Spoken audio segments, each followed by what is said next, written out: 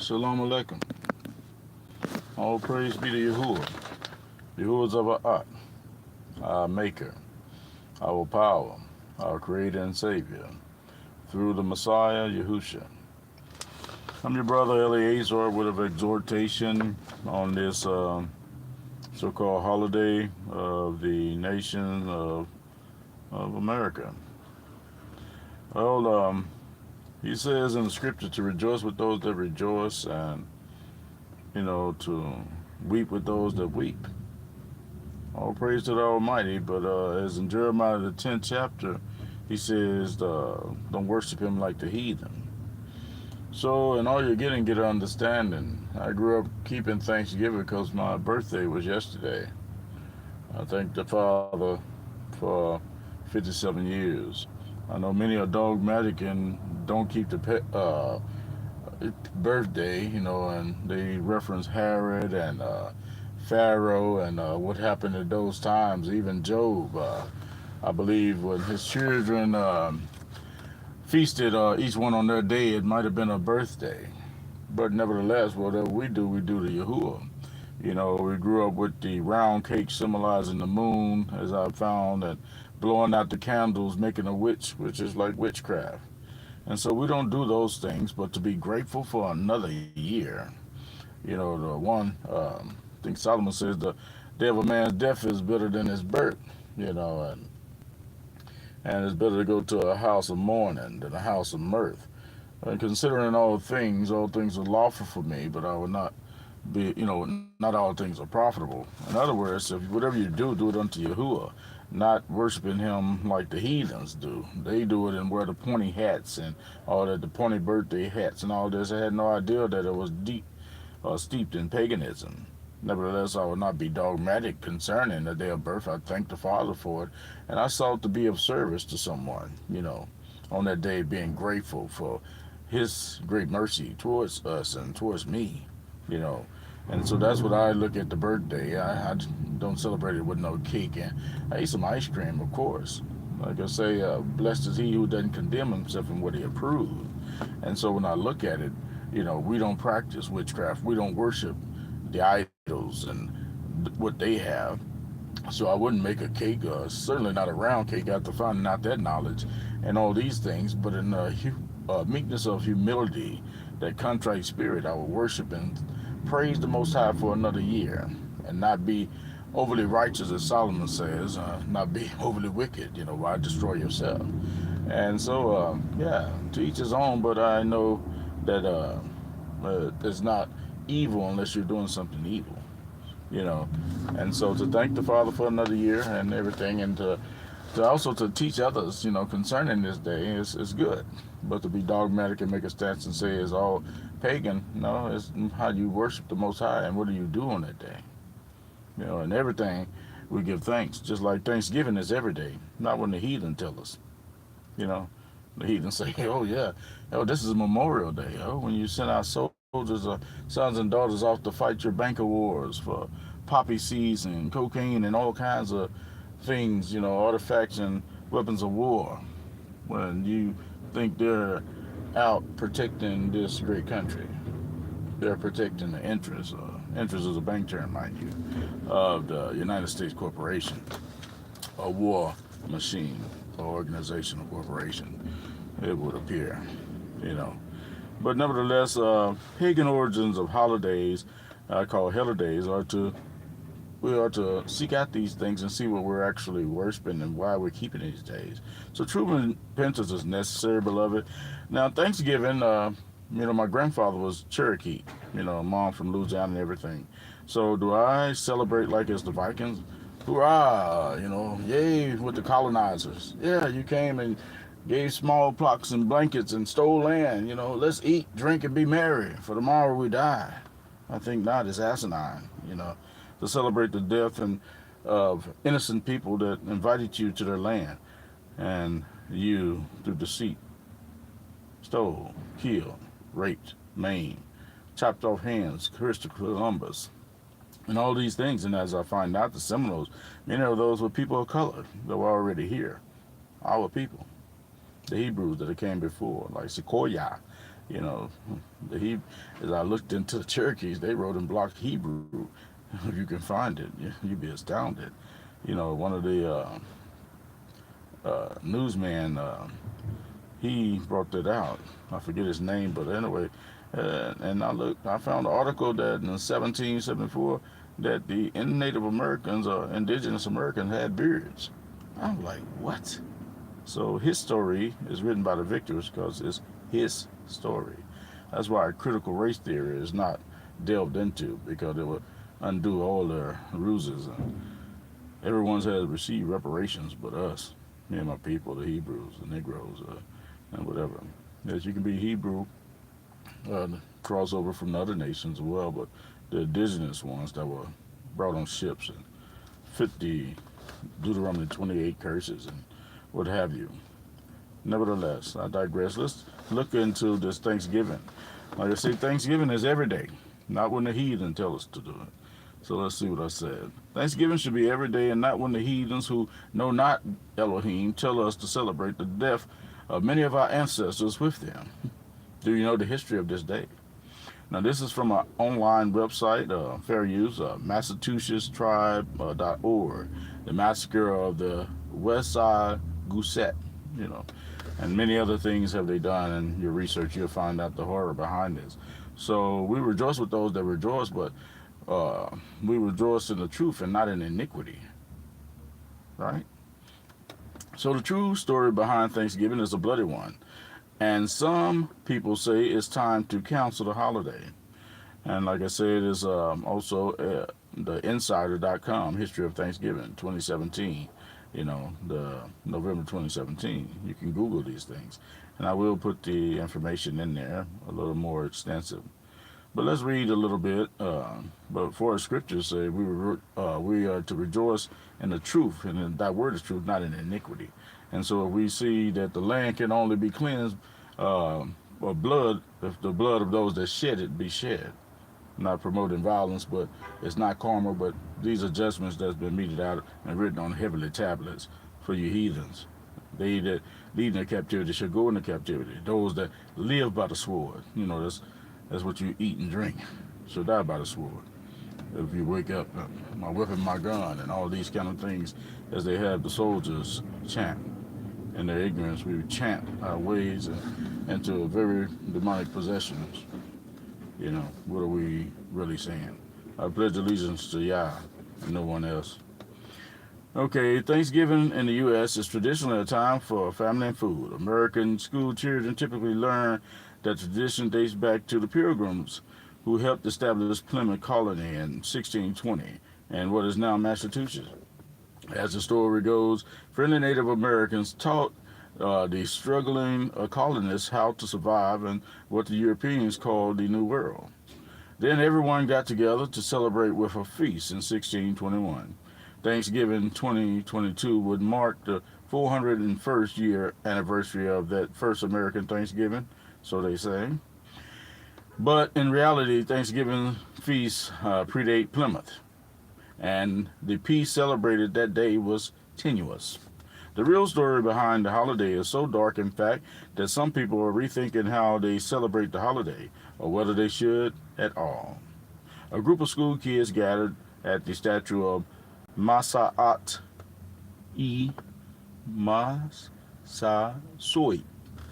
a great Shikam of the Winnipegos, on the hill overlooking Plymouth Rock and the harbor. School children at the statue of Masa'at, great Shimka, Sakem, is Sachem, Sakim, of the Winnipegos on the hill overlooking Plymouth Rock and the harbor. The Plymouth Thanksgiving of 1621 wasn't the first settler in Berkeley Hundred, and what is now Virginia, celebrated their arrival with a Thanksgiving as far as back as 1619. That number sounds familiar. 2019 was 400 years of slavery, they said, that we started awakening. And also, it's been a great awakening, and it should be a release. You know, a jubilee. Let my people go. You know, they said go back to Africa. They really don't want us to go because the economy of America, United States, would collapse. You know, they built this country off the backs of slaves and what have you. But the sports and the, oh, yeah, they say that, but they don't mean that. Yeah, but that's another message as well. But it goes on to say, according to the National Geographic, but the Washingtonian reported that the meal was probably little more than some oysters and ham thrown together.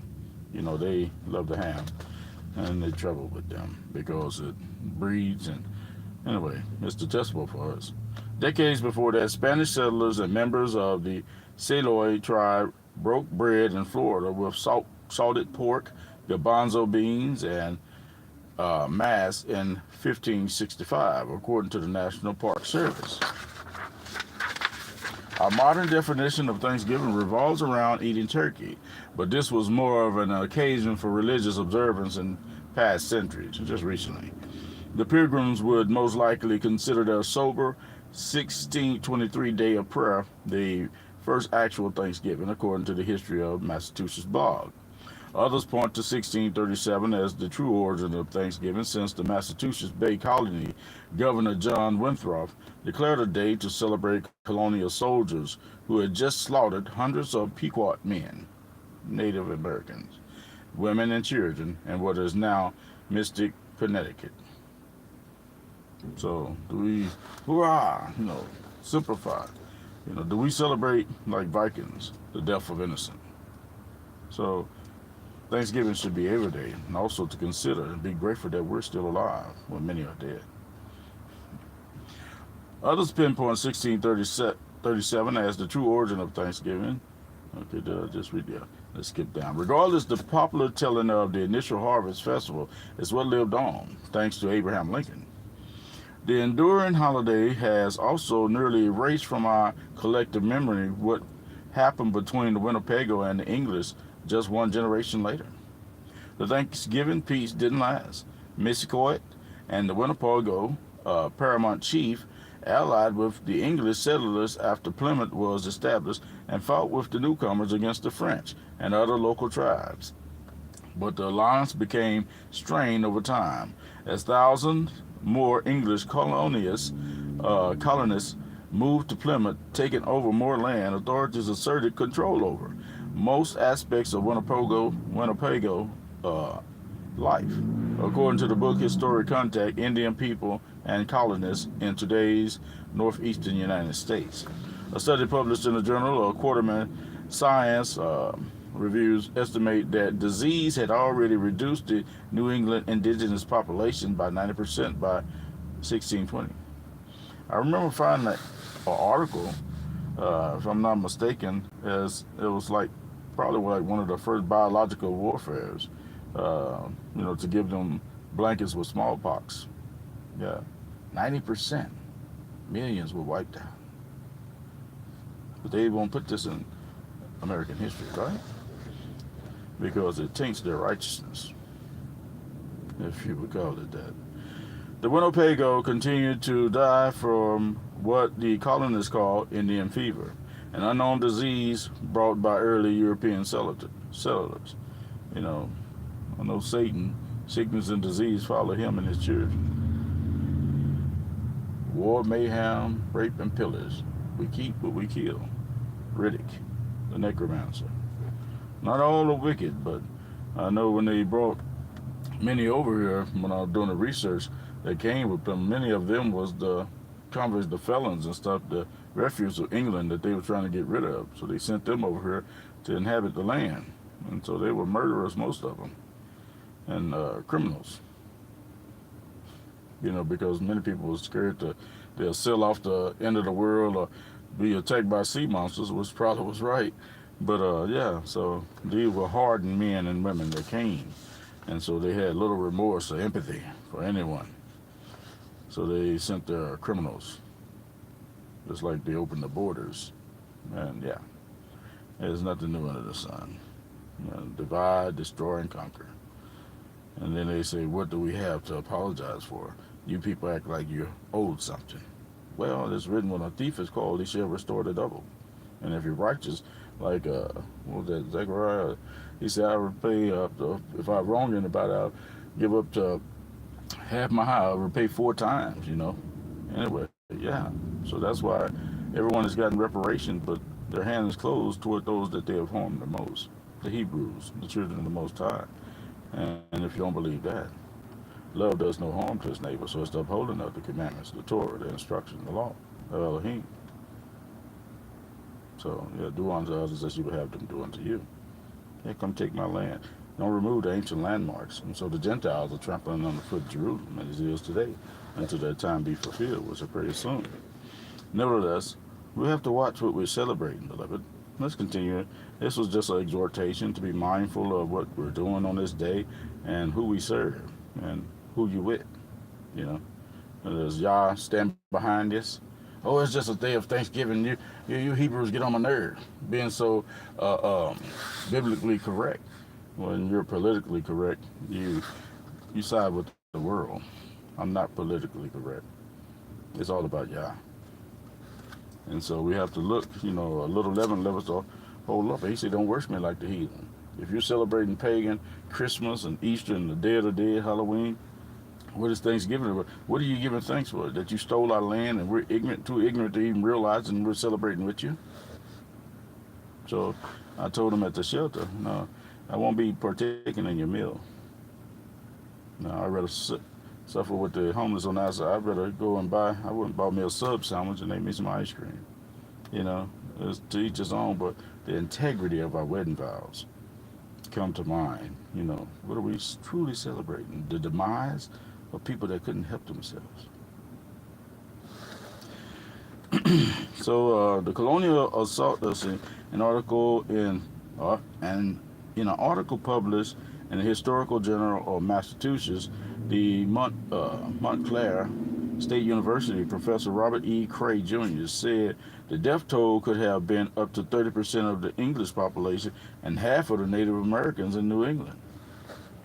The colonial assault on Narragansett Fort and the Great Swamp fight in December 1675 during King Philip's War, aka First Indian War, Metacomet War, Metacomet War, or Metacom's Rebellion, from the History of Our Country, published in 1899. The colonial assault on the Narragansett Fort and the Great Swamp Fight in December 1675. It goes on, it says, the images, he was beheaded and dismembered. According to it happened in Rhode Island, and the colonists impaled his head on a spike to display for 25 years. They left his head on a stake. I wouldn't want to be looking at that and remembering this, The war was just one of a series of brutal but dimly remembered early conflicts between Native Americans and colonists in New England, New York, and Virginia. The holiday's dark past has some people rethinking Thanksgiving. The focus on racial justice in the U.S. has some people saying that reevaluating the meaning and celebration of Thanksgiving is long overdue. They changed Columbus Day when they found out he was a murderous, sex-crazed person. He was deluded. But they call it Indigenous Day today, And so to make amends is good. But to speak the truth, that healing and forgiveness might go forth. And because Yah is judge. And if you, like David said, if I hold iniquity in my heart, the Most High will not hear me. So your hands are full of blood, you colonizers. Repent, for the kingdom of heaven is at hand. And remember in Isaiah 65, 1-7, you say, don't stand next to me, I'm holier than you, thou. I can eat anything I want to. He said, eat the swine, the mouse, and abomination in your pots, your vessels, shrimp jambalaya, shrimp gumbo, and all these things. He said, I will repay you in your bosom the transgression of your ancestors, your forefathers, together. And go to Isaiah 66, 15-8. He said, the slain are going to be many. Those that sacrifice in the gardens, stand behind one tree. That man, they do this to a green tree, to Yahushua. What about a dry tree? Some of us, these dry bones, if they killed him, what about us? But he said that the slain are going to be many. You stand with my pastor said this, and they told me that Paul said, I can eat anything. No, the whole thing with Peter, when he said, rise, Peter, kill and eat, he was not concerned with food because he told us what was permitted in Leviticus 11 chapter. He said, I changed now. He said, don't call man common and unclean. That's why he brought down the net with all the creeping thing, because it was symbolic of the heathen nation, the Gentiles, because they ate these things. And Moses taught every Sabbath they'll know to stop eating things strangled and drinking the blood and stop committing sexual immorality. They will grow in the knowledge of Elohiym. That's what they was. The Pharisees were following them, saying, you got to be circumcised right now and you'll be saved. So they want to chop off the meat off your penis, and I don't even know nothing. I'm up here eating baby back ribs, got a pork stick in my mouth right now. I'm talking about what? Got to chop off what? And believe in who?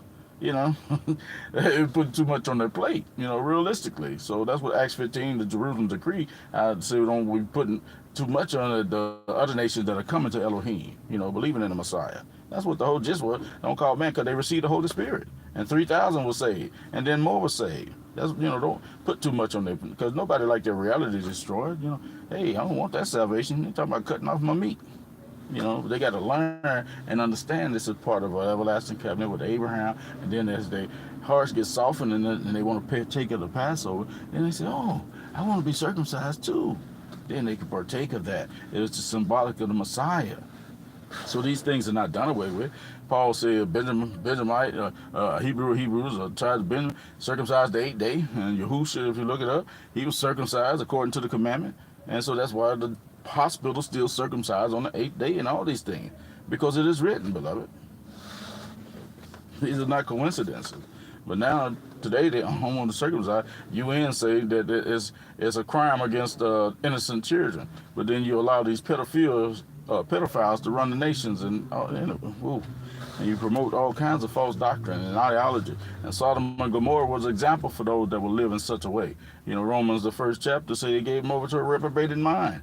But you promote these things, and my people love to have it so. But we must come out of these sinner clothes and put on royal robes, beloved. And so this is just an overview of Thanksgiving. And it says teachers, professors, and Native Americans told the New York Times in 2020 that they were rethinking the holiday, and that has marginalized the U.S. violence and cruelty against Native Americans, giving it names like Takesgiving and the Thanksgiving Massacre, and reflecting on Thanksgiving are not new. You know, according to the New York Post, United States American Indians of New England have been publicly mourning on Thanksgiving for decades.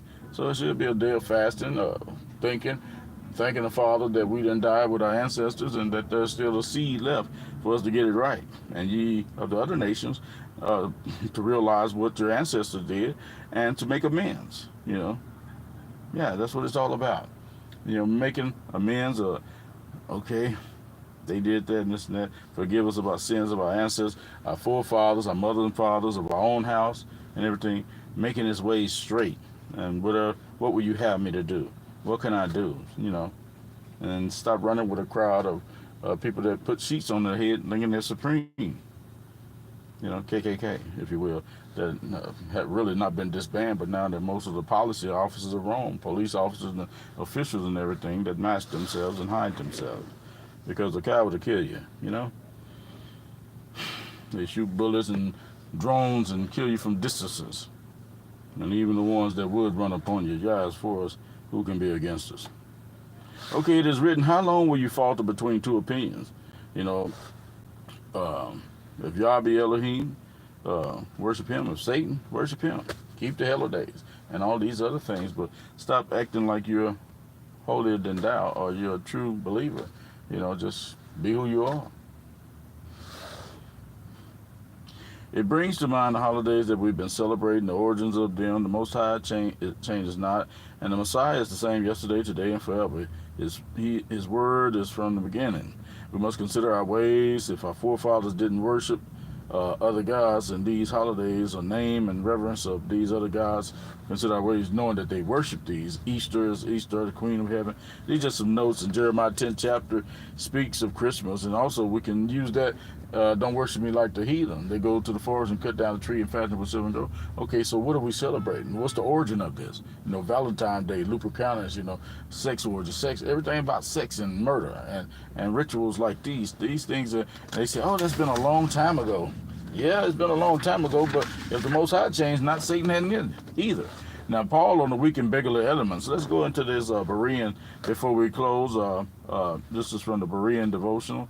It says, Paul letters to the Colossians, we read of this same philosophy having an influence on the church there.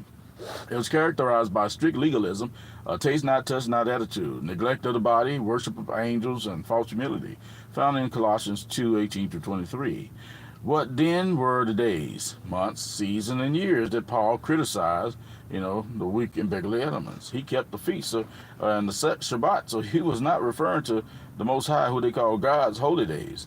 We can build the Galatians who has bewitched you, they was going back and started keeping like Christmas and Easter and stuff like this when they had said that they had been baptized and they were starting to change their lives. He said, I fear for you, who has bewitched you with that God spell, or the gospel, if you will, broadcasting, changing the channeling, and all these things.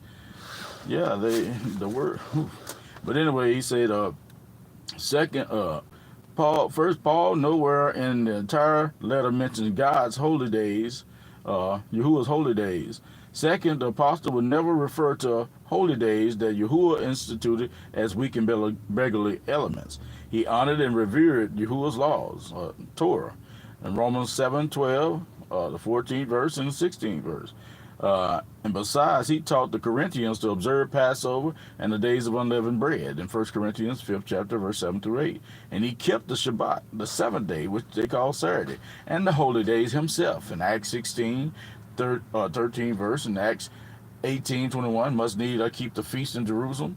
And Acts 20, verse 6, and 85 times in the book of Acts alone, they kept the Shabbat, which is the seventh day. Only twice, I believe, it said on the first day they were fellowshipping and eating, but he was not reverenced as the Shabbat until the second and third century, when they were saying you should not Judaize, I mean worship Yah. Rome changed laws, and Constantine brought all this and that, and so they started keeping Sunday as the day of worship, which is a normal work day. And so by the threat of death, people forgot, and just normal, everybody was raised keeping Sunday. And so this was done by Rome, Babylon, to change days and time. And so now when you hear his voice, and his voice is his word, we're to return unto him, and he'll return unto us. When the scriptures in question are put into context, the explanation of what these days were become clear. In Galatians, the 4th chapter, verse 1-5, Paul draws an analogy in which he likens the Jew or the Yehudi to a child who is waiting to come into an inheritance, and the Gentile to a slave in the same household. He explains how before coming to Christ, or the Messiah, the spiritual state of the Jew or the Yehudi was no different from the Gentile, because neither had their sins forgiven, nor had they received Yahuwah's spirit, Ruach. Prior to the coming of the Hamashiach, or the Messiah, both Jews and Gentiles were in bondage under the elements of the world. Verse 3. The word elements in the Greek is stoichion, which means any first thing or principle, and bondage under the elements of the world refers to the fact that the unconverted mind is subject to the influence of Satan and his demons. He said they worship the demons. They sacrifice the demons, not Elohiym. So when you keep an Easter or a star or Astra, whatever her name is, the demon goddess, that's who you're worshiping, not Yahuwah. When you buy that outfit for your children, and those eggs they used to dip in blood, and blood, mind you, that where they get blood sign, that's a German word, that where they get bless you from, it has nothing to do with barak you in the Hebrew. Basically, that's a curse, bless you. Bless sign. Look it up. Look at the etymology of it. But that's where they dip the eggs in the blood of the slain children, babies. They would slit their throats and drain it out, and the ashes, and then put the crop. Anyway, go to Lent and all this. And yeah, like Ezekiel, when he looked through the wall, and there was also all those creepy things, abominations and everything. And this the house of Yahshua. Yeah. And so they used to be read at the Washington D.C. on the White House and the Capitol, and then they started painting them different colors, because people said, wait a minute, this is wild. Why they all red? Yeah, look it up. And so they started letting them do it different colors, and brought in the candy. Food is for the belly, and the belly for food, but Yah would destroy them both. He said, don't bow down to worship them or serve them. So you're going to do what you want to do, because the world do it. It's written that the whole world lies under the sway of the wicked one. That's Satan. And he'll give you all the candy you want, just so long as in the food. and the clothes, and then the 7-inch screens on Christmas and everything. We should be giving and doing one another good every day, whenever it's in our power. Not when the heathens say this, the Messiah birthday. He never said worship him, but he said worship our Father in heaven. Now, the Father said that the angels of heaven worship him and kiss the Son that you perish from the way. Yes, we respect and honor him, but then he worship Elohiym, you know. My Father is greater than I, you know, because he was in the flesh. No one had looked upon Elohiym and lived. So the word was made flesh, and he tabernacled a tent and came unto us and gave us the word of reconciliation, how to walk and how to talk and how to live unto him, the way, the truth, and the light. Follow him. This is my beloved. Hear him. When they saw Eli'ezer and Moses, no, don't bear no sukkah for him. Hear him. This is the one. This is the prophet in Deuteronomy 18 through 19. He will come in my name, and whoever doesn't hear his word that he will speak in my name that I commanded him, they'll be required of them. They'll be destroyed from amongst the people. So that's that prophet, the prophet of truth. So as we go on, it says now, in bondage under the elements of the world, refers to the fact that the unconverted mind is subject to the influence of Satan and his demons, and the rulers of this world and the authors of all idolatrous worship. Satan and his demons are the origin and underlying cause of the evil ways of this world, and all unconverted humans are under their sway, because the carnal, the flesh mind, is at enmity against Yahuwah, Elohiym, for it is not subject to the law, the Torah, the instructions of God, of Yahuwah, Elohiym, Elyon, nor can be, indeed be. Romans 8:7. Paul is saying that both Jews and Gentiles, Yehudi and other nations, had been in bondage, slavery to sin. In Galatians 4:8, Paul brings up the subject of idolatry and paganism that they had participated in before their conversion. But then, indeed, when you did not know God, or Yahuwah, Yah, you served those things which by nature are not God's. This obviously refers to the worship of pagan deities, Acts 14, chapter, verse 8 through 18. He is making it clear that Yahuwah had called them out of the way of life, of that life. Paul continues this thought in verse 9, where his obvious concern was that the Galatians were returning to the way of life from which Yahuwah had called them away from. The weak and beggarly elements were demon-inspired adulterous practices, traditions, if you will. You may void the commandments of Elohiym by your traditions, not something God or Yahuwah had commanded. Elements here is the same word stoichion, S-T-O-I-C-H-E-I-O-N, translated elements in verse 3. An extension of stoichion can refer to the heavenly bodies that regulate the calendar and are associated with pagan festivals, if you will. It started with Nimrod. They have doctrines of men, Thanksgiving, New Year's, Christmas tree, evergreen tree, Easter, communion, worship of Mary, church is circuit, where we get circus, Lent, Trinity, Halloween, Valentine's Day, title, the Lord's Day, bow, the cross, worship, Sunday worship, early rise Sunday, infant baptism, and Good Friday, with Nimrod, Samaritanus, and Tammuz. That's what all that started at. And in the Bible, it says day 1, 2, 3, 4, 5, 6, right? So like me, I wasn't going there, but let's go there. The Bible says 1, 2, 3, 4, 5, 6. But they call it Sunday because they worship the sun. Monday, moon. Thursday, Thor. Wednesday, Woden. Tuesday, Twas. Friday, Frigga, which is some kind of goddess. And Saturday, Saturn. So the host of heaven. Now the name January comes from Janus, the god of doors. February from Fabru, purified. This was a Roman month of sacrifice and purification. March come from Mars, god of war. Start of the year, soldiers, no fighting during the winter. April come from Apiri, open. This is the month when trees open their leaves. You know, they did a lot of tree worship. May, Maya, goddess of growth. This is the month when plants really start to grow. June, Juno, queen of the gods. July is named after Julius Caesar, ruler of Rome. He reorganized the calendar. August is Augustus, ruler of Rome. You know, he was called the Son of God. That's why he said, render unto Caesar what is Caesar, because he had a name as he was the Son of God on earth, and people worship him as a God. That's why he says, are you the king of the Jews, or you know, should we pay taxes to Caesar? They were trying, because they worship him like a God. He said, render unto Caesar what is Caesar, and unto Elohiym what is Elohiym, Yahuwah, because he was the Son of God, you know, of Elohiym. And so, yeah, so they was trying to catch him. That's what it was all about, because they were worshiping Caesar as a god. They deified him. Yeah, and he was thought to be the least important as Julius Caesar. And September come from septem, seventh month, and then October 8, and then November 9th month, and then December 10. Now these are after numbers, but the rest of them all pagan. And so when you look in Genesis, day 1 he created, day 2, day 3, day 4. Why are we calling it Sunday? That's the first day of the week. Yeah. And then you start saying, oh, wait a minute. He's right. You know, the Bible said day 1, 2, 3, 4, 5, 6. Then we should be, hey man, what's up on day 1? How's it doing? You know, shalom aleichem. Not, praise the Lord on this Sunday. What Lord? Who are you worshiping? Yeah. He said, I changed not. And so when you start finding out these things, I got mad. I wanted all my tithes back from all the charlatans and everything. But, y'all permitted and let a lot of things be permitted. And he's working up a remnant of mankind that will worship him in spirit and truth. So when you find out, he said, return unto me. So, yeah. 2 Chronicles 7:14, if my people that are called by my name will humble themselves and pray, turn from their wicked ways, and seek my face, then will I hear from heaven, forgive their sin and heal their land. Can't put the cart before the horse, you know.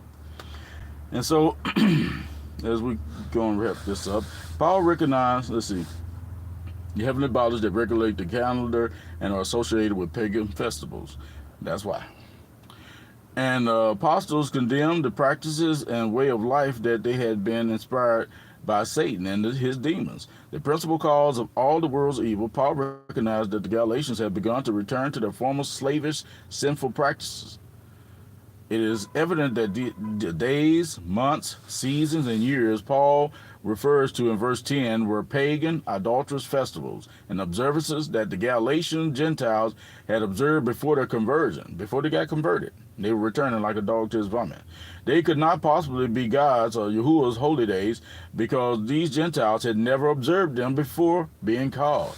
So how can they return to weak and beggarly elements that he wasn't talking about the holy days in the Bible because they had never kept them. So if they were returning to something, it was their old ways, and those would be the pagan feasts that they knew, and they was trying to mix it with the new stuff, with the new true way, Yahuwah's way, you know. And that's why he said, "I fear for you, lest I run in vain." And so they could not possibly be Yahuwah's holy days because these Gentiles had never observed them before being called, nor would Paul ever call them weak and beggarly. Rather, they were turning back to their old heathen way of life that included keeping various superstitious holidays connected to the worship of pagan deities, demons. Far from doing away with Yahuwah's holy days, set-apart days, these scriptures show that we should not be observing days, months, seasons, and years that have their roots in paganism, murder, and mayhem. Yay, Thanksgiving. Thanks for what? God bless America. For what? Austerity. You know, racial profiling. All that racism, bigotry. No, but we're going to give everybody money and weapons worldwide. Yeah. Makes us look like the daughter of Babylon, if you will. It sits on many waters, a military base everywhere worldwide. You're going to enforce something. Your idolatry, your false doctrine, your evil ways. So yeah, that's why they took down the 10 Commandments on all the buildings in the White House. They let God, Yahuwah, know that they were worshiping him no more. Through Mary Magdalene or whatever, she died and she said she messed up. But nevertheless, they're trying to bring back the biblical foundation back into the school. They do well. That's the only thing that'll help this nation, is we return to the Most High. Okay, so far from doing away with Yahuwah's holy days, these scriptures show that we should not be observing days, months, and seasons and years that have their roots in paganism, such as Christmas, Easter, Valentine's Day. And this is Church of the Great God. This is a Christian devotional, mind you. So many of them are waking up, praise Yah. Seasons and years that they have their roots, okay. And Easter and Halloween and any other days that originated from worship of pagan gods or evil works, the works of your hands. And that's Earl L. Hadden in 1934 through 1997. I believe he's passed away. And then does Paul condemn observing God's holy days is the title.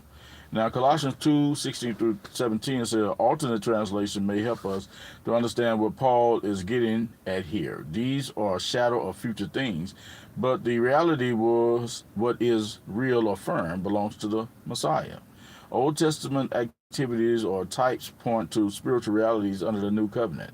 He is not saying that the old covenant activities no longer have to be observed, but rather that they need to be raised, elevated, to be understood and applied to their Elohiym intended spiritual sense.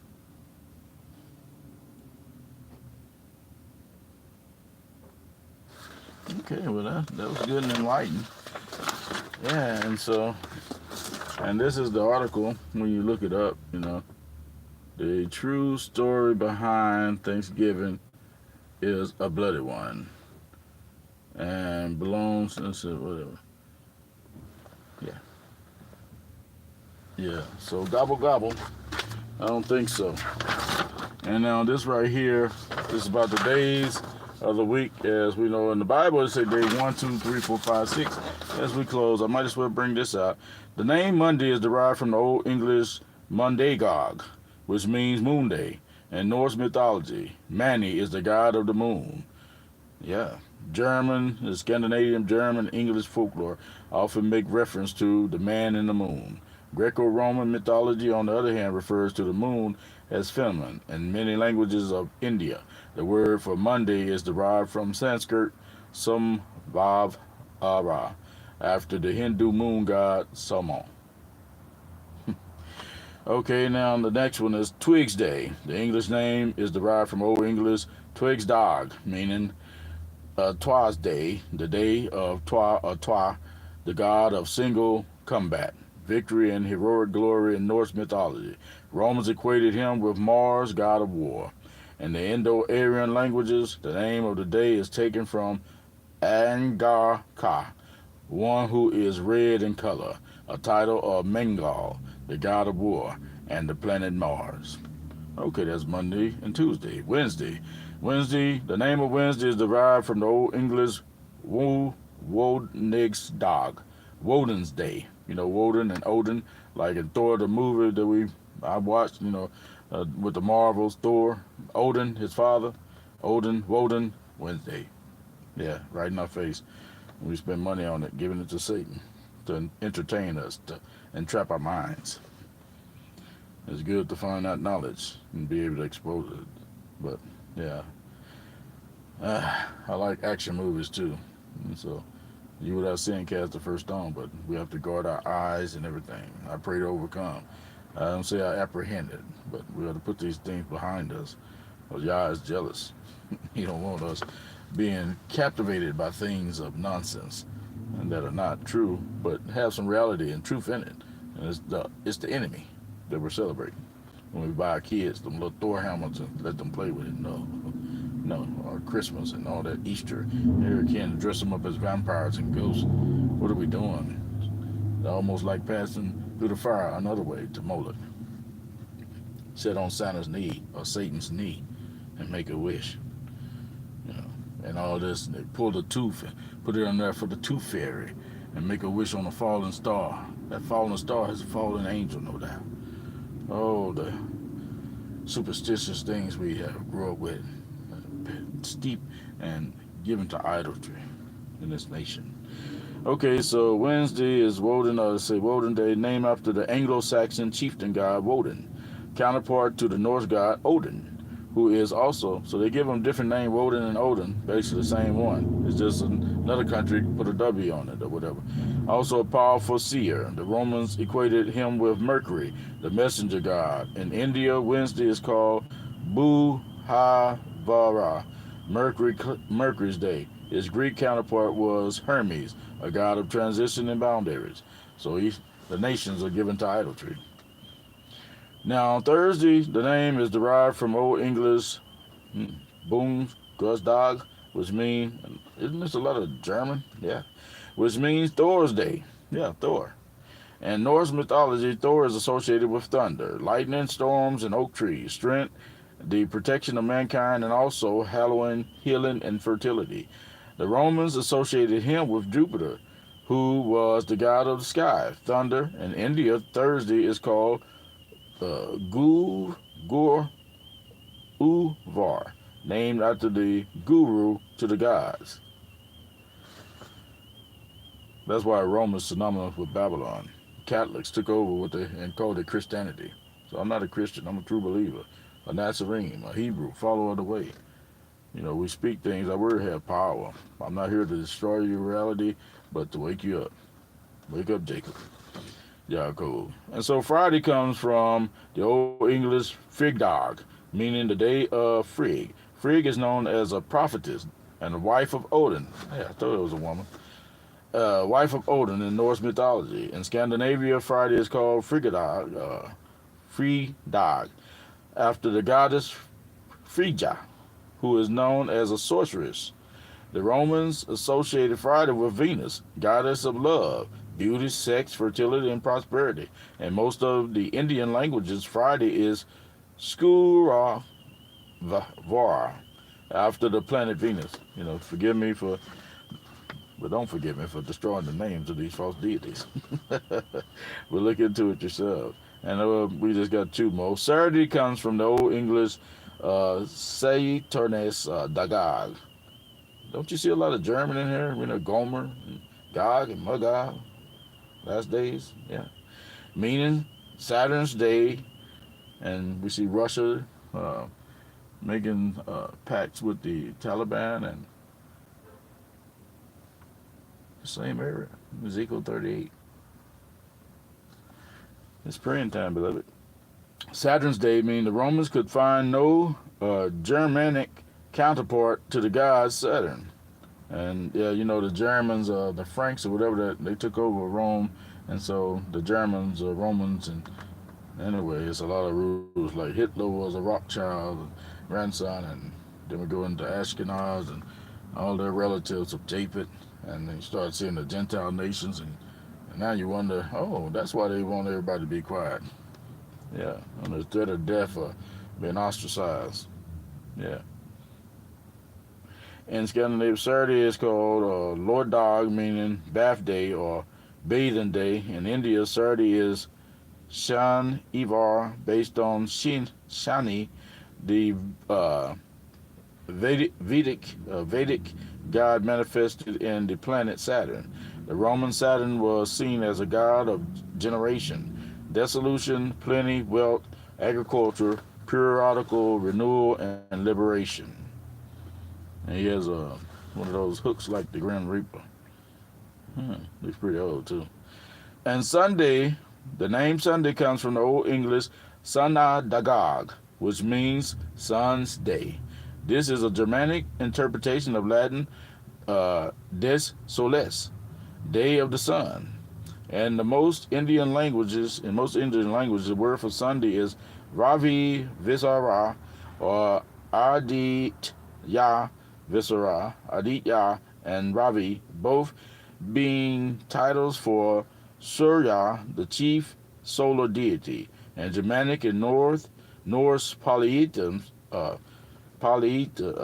many gods. The sun was personified as the goddess Suna, or soul, solar system. And anyway, for the wicked will we weave when we seek to deceive. But he's waking up the masses. And it all begins with Nimrod. He was a mighty hunter before Elohiym. He became like one of the fallen ones, like they're doing all this other stuff. I'm your brother Eli'ezer, saying you reign Zion, may it be well with you, and seek truth, not to lie.